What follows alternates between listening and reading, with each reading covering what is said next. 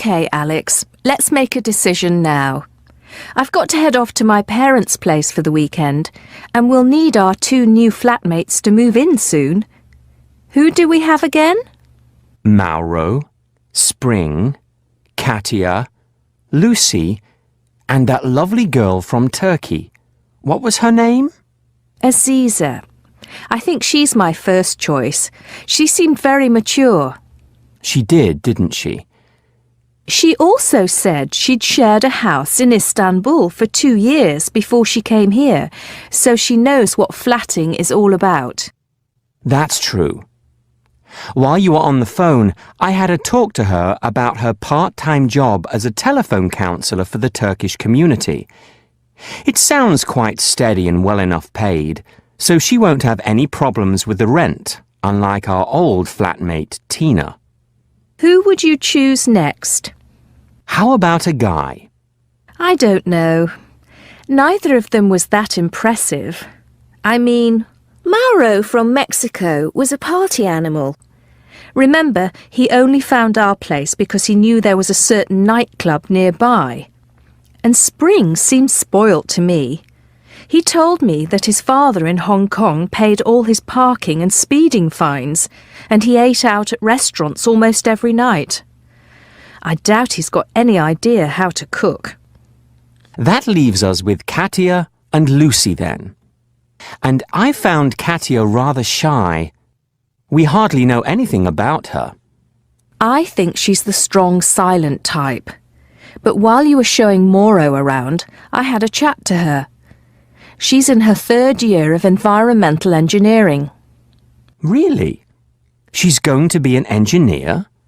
Yes. In fact, she won a prize at university last year for a model she made. That does sound interesting. But what about Mauro? We could do with someone social. I'm sure he'd be keen on our Sunday get-togethers. He promised me he knew how to barbecue. Plus, he's working as a security guard at night, so he'll be around during the day. It's not a bad idea having someone in the flat while we're all out. I don't know.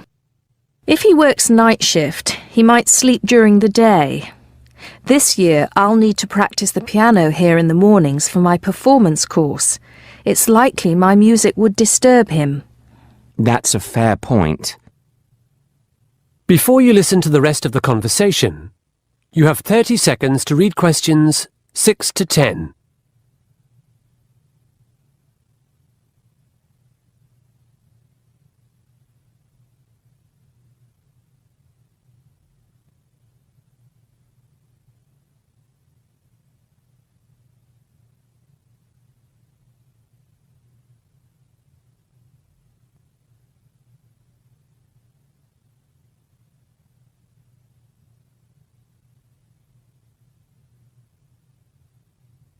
What's wrong with 3 women living here, Alex? I think Katia would be fine. She won't be so shy once she gets to know us. You know, Julie, I can't give a rational explanation for why I didn't take to Katia. I just prefer someone else. Why don't we reconsider Lucy? I know you were annoyed because she came an hour late, but I rather liked her. She's doing a master's in public health, isn't she? Yes, I think she's quite a serious person, and since she's been a nurse, you'd hope she'd be clean. Yes, you would. Didn't Lucy mention she had a boyfriend? I don't think so. I don't want anyone with a boyfriend. Remember Tina? How could I ever forget her? She really did have us wrapped around her little finger. She certainly did. I'm so glad she's gone. Yes, Lucy seemed nice and normal, and she'd probably get on with Aziza. I think they're the same age. I've just had a thought. We need to choose 3 people. Someone we like may have found another place.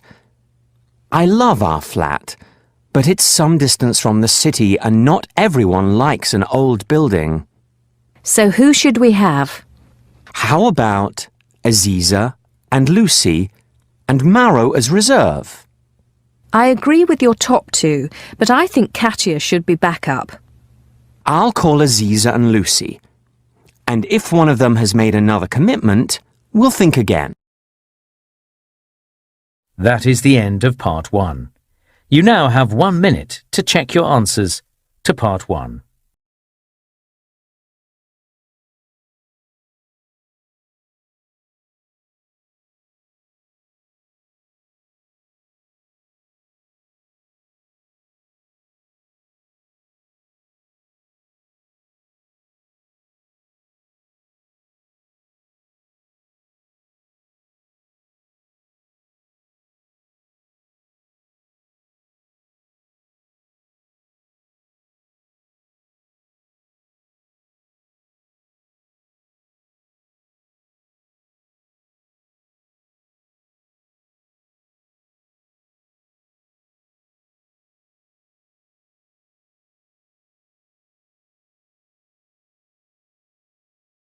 Part 2.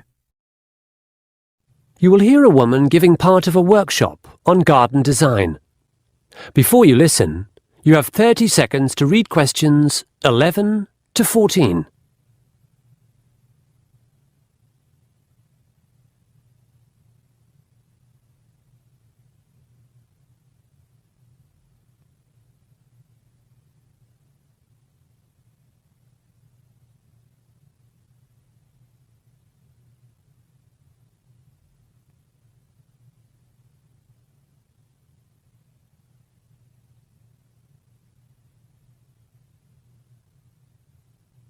Welcome back to the workshop.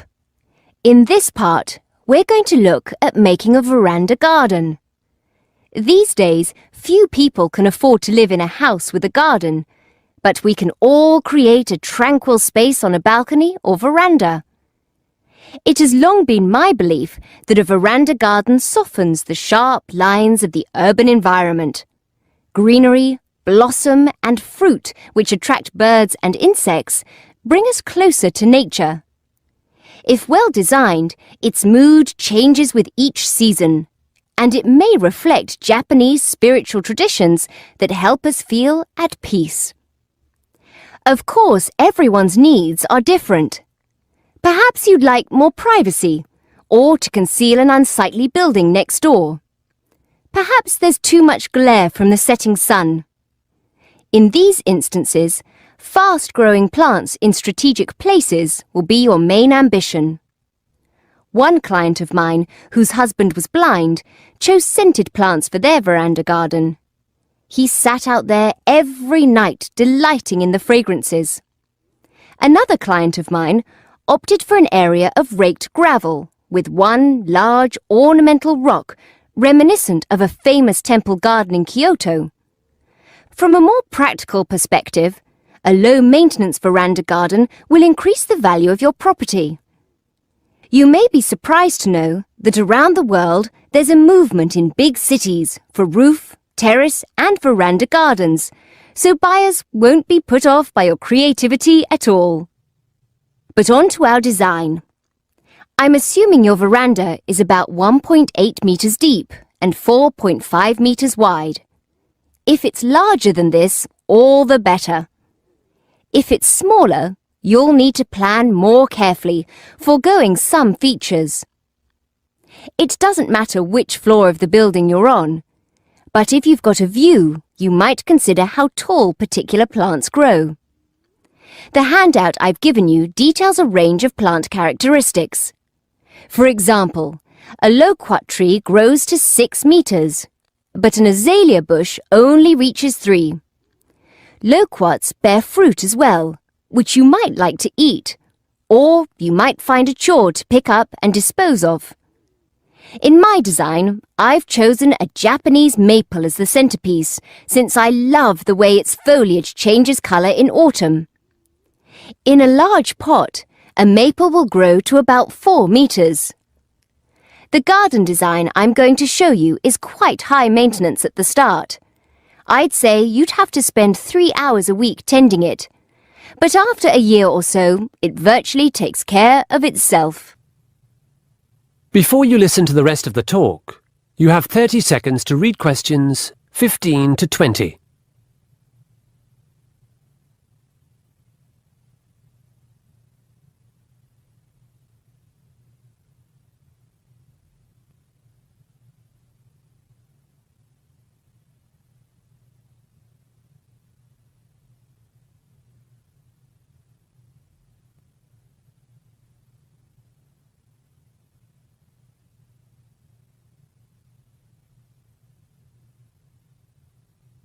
So, let's get started. Your veranda probably has a concrete floor and a low brick or concrete wall around it. It's more than likely you've got a drain in the top right corner. The floor of the veranda garden is the first priority. In my design, I've chosen 4 different surfaces to create a sense of space, and because they react in different ways to light and rain. In a small area, you want to maximize texture. I've chosen practical square concrete pavers for the area under the table and chairs, and elsewhere large irregular stones sourced from a river, and small round stones not much bigger than pebbles. There's also an area of sand which is marked with the letter H in your diagram. You'll find this might be popular with your pet if you have one. After laying the floor, most people construct a wooden or aluminium frame over the concrete wall. Onto this, bamboo is attached for plants to climb up. In front of the bamboo, wooden planters or boxes may be positioned. The choice of plants in these is up to you. But again, think about height, shape, loss of leaves, fruit, scent, and cost. Although maples are expensive, they're beautiful, and I've put one in the centre. After you've planted, you'll probably want to buy a really nice set of outdoor furniture. Stackable plastic chairs are a no-no, as in my view, they're part of the ugly, mass-produced culture we're trying to escape. I also discourage people from putting a barbecue on their veranda because they're so seldom used and they take up such a lot of space. Some people do add features like a small pond or bird bath or a stone lantern to their newly landscaped area. So, happy designing! Any questions? That is the end of part 2. You now have half a minute to check your answers to part 2.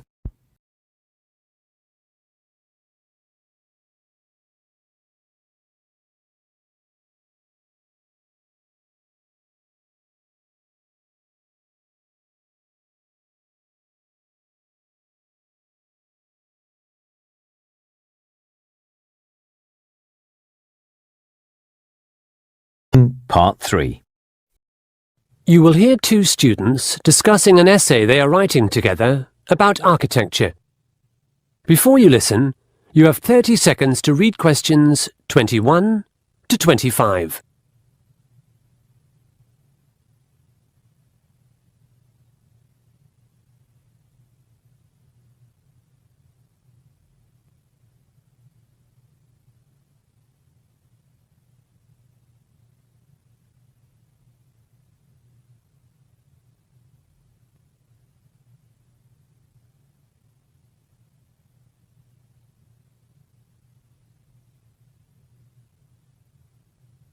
Hi, Helen. How are you?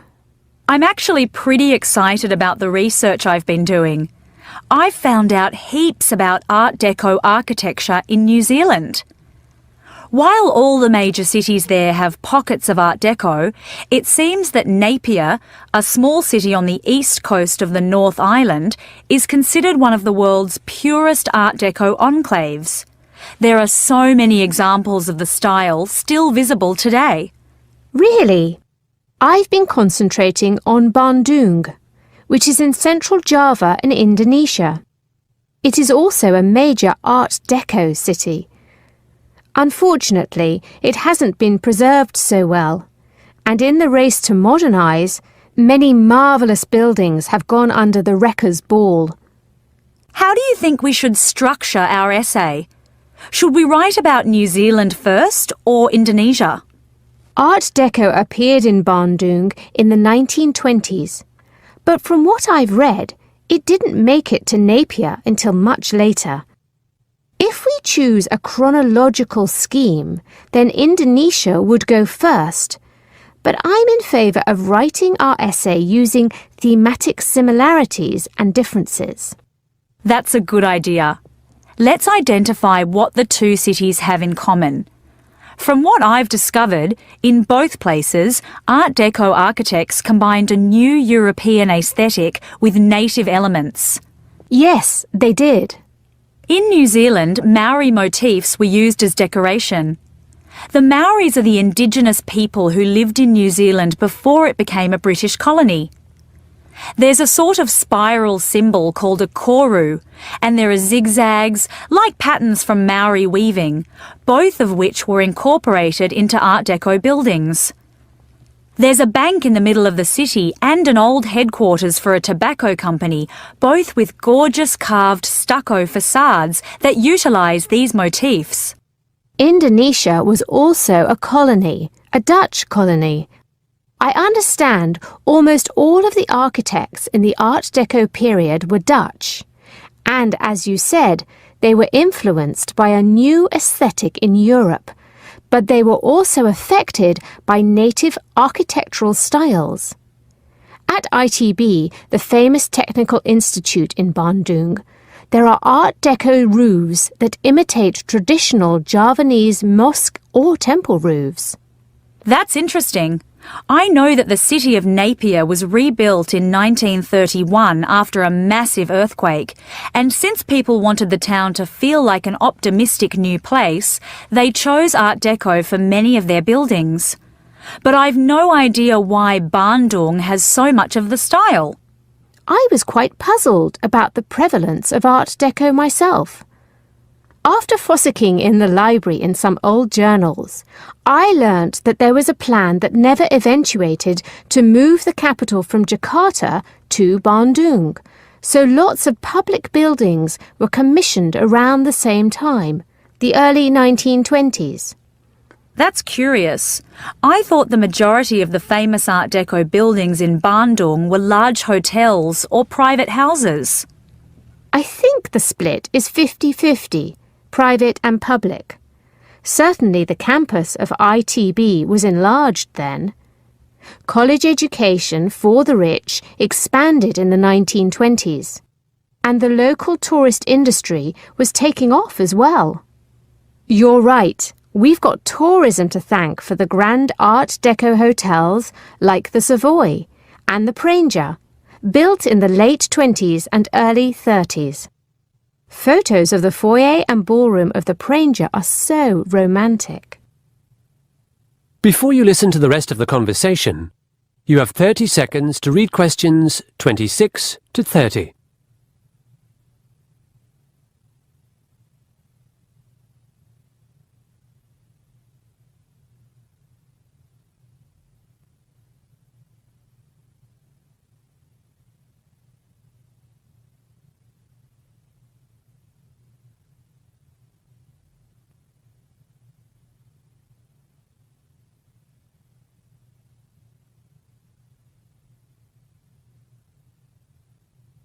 Okay, let's have a paragraph on the historical reasons for these two cities featuring Art Deco, then another on what Art Deco actually is. It's a French term, isn't it? Yes, one influence was the 1925 Paris International Expo of Decorative Arts. But Art Deco was chiefly a reaction against the previous style of Art Nouveau, which had held sway from the end of the 19th century. That was all about nature and fluid forms, whereas Art Deco celebrated the machine age and the geometric. There are lots of influences, aren't there? Should we include anything on building materials? Definitely. They were different from the past. More concrete was used, more steel, more glass. These days, people rave about Art Deco, but at the time, it was considered somewhat low class because the materials are quite inexpensive and fabrication was rapid. These concepts were in stark contrast with some of the previous notions of craftsmanship in building. Yes, we'll certainly need a paragraph on materials. That is the end of Part 3. You now have half a minute to check your answers to Part 3.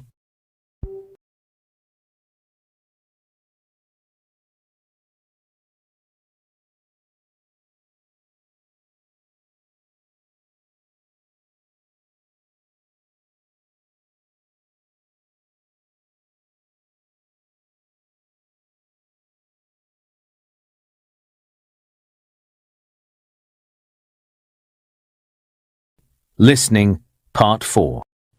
You will hear a lecture on wetsuits. Before you listen, you have 45 seconds to read questions 31 to 40.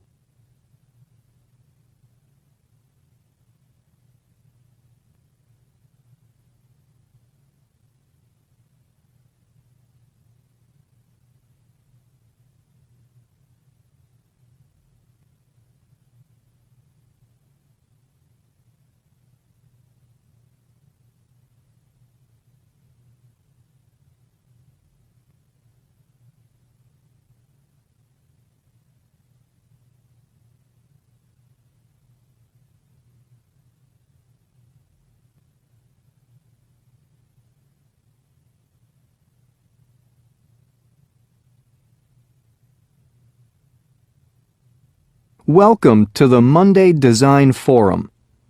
Today's item is the wetsuit, used by water sports enthusiasts, by surfers, divers, canoeists, and long-distance swimmers. Long distance, mind.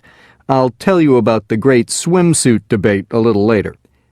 The reason I chose the wetsuit for a case study is that it exemplifies two design themes: the importance of materials and reliable production techniques.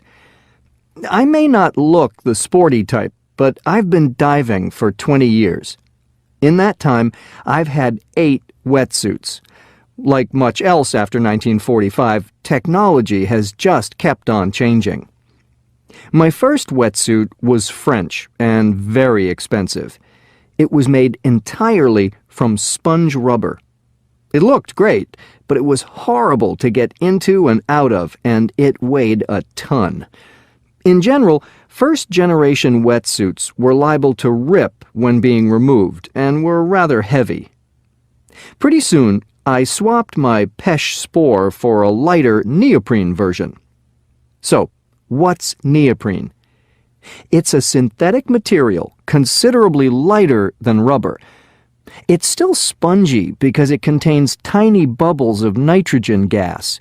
Since gases have lower thermal conductivity than liquids or solids, that is, they don't transport heat well, the body heat of a person wearing neoprene escapes only very slowly through the material.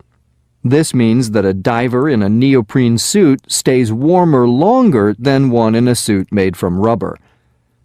Wetsuits are a recent innovation and were invented in the U.S., but there's no real agreement by whom or when. Hugh Bradner tried to patent a design in 1951. However, he was unsuccessful. The Mistral brothers and the O'Neills from California were all making and selling neoprene suits to the burgeoning diving and surfing community by 1953. In my view, it's irrelevant who the inventor of the wetsuit was. What is significant is that post-war prosperity brought more free time and a boom in sporting goods. But back to my collection of wetsuits. Since neoprene is fragile with all those gas bubbles, it's hard to join pieces of it together. Any hole, however tiny, just grows and grows. This means sewing with needle and thread is all but impossible. Therefore, early wetsuits were made by gluing or taping their seams. My first neoprene suit was black with yellow tape. I thought this yellow tape was to make me more visible underwater, but in fact, it joined the body-hugging sections together without letting water in. While neoprene itself was warmer and lighter than rubber, the taped seams proved to be a weakness, and I tore 3 of my suits. Suit number 5 was much stronger. Aside from being bright blue, my new suit came with Lycra backing, which was a technological breakthrough. This meant my suit was a bit like a sandwich. There was Lycra on the outside and inside, so putting on and taking off were easier, and there was neoprene in the middle for insulation. By the early 1980s, there'd been a revolution in wetsuit production. No glue, no tape, but a new kind of stitching. In fact, a technique called blind stitching had been developed. With this, a curved needle in a sophisticated sewing machine is used. The stitching dips into the Lycra backing, the top bread of the sandwich, but doesn't pierce the neoprene filling inside. Remember, neoprene is susceptible to tearing, so covering it with Lycra was a smart idea. Suddenly, wetsuits were warm, light, and durable. This revolution is important for design students because without this sewing technique, wetsuits would have continued to rip and remained the preserve of the rich. In design, you want a product that's unique, reliable, and affordable. I admit I'm still wearing my neoprene suit from 3 years ago, but I've heard there are now models on the market with inbuilt heating panels, and yet others made from a mix of fibers that include merino wool and titanium. At the start of this lecture, I mentioned there'd been a swimsuit controversy. Essentially, a wetsuit not only keeps a person warm, but also provides a swimmer with a lift in the water. Unsurprisingly, swimmers wearing wetsuits break more records, so the International Olympic Committee has declared that only long-distance swimmers can use wetsuits. In short events, they're banned. That's all from me. I'm off to the beach.